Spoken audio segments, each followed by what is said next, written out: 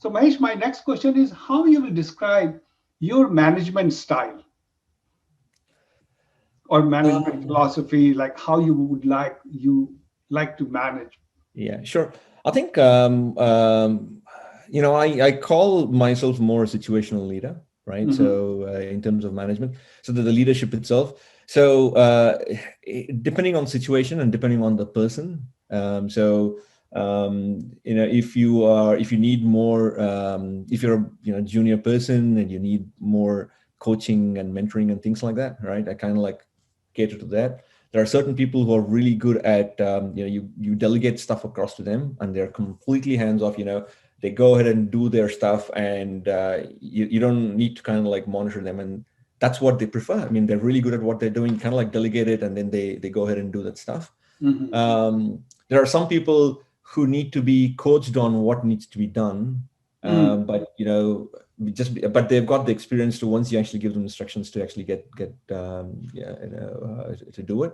Mm. And I think that is the kind of leadership style that I actually follow. We talk a lot about servant leadership and everything else with all these agile methodologies and so on. This kind of like fits very well within that servant leadership kind of model itself. Hmm.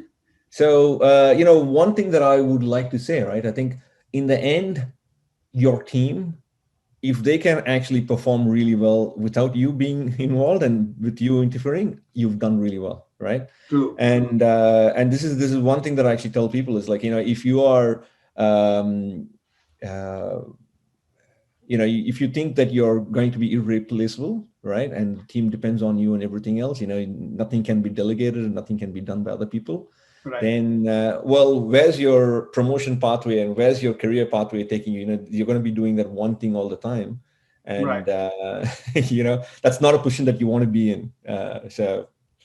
Right. Yeah, so it gives people, you can't go on leave or, all that kind of stuff as well. So you kind of like need to make sure that the team functions without you. I think that should be your end goal. Mm. And, you need to kind of like develop your team so that they can do really well without. And it takes a while. You go into a new team, you kind of like hire a new team.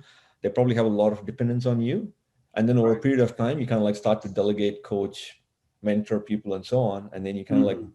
make sure that you find someone else to within the team to replace you. So True. True. No, yeah, it's very good point. In fact, when you're talking about company or team performing without you, I was just remembering about Apple. So Steve Jobs, he's seen as a big visionary, and mm, when he left, everybody thought, "Oh, what's going to happen to Apple?" But I can see his real leadership, where he put people which continued on the yeah, company so far. yeah, And I see that it's across the board. I think if you see in Google or in Microsoft, even now we're going to see it in Amazon. The original leader has absolutely, left, and yeah, and these companies all actually flourish so far yeah, afterwards.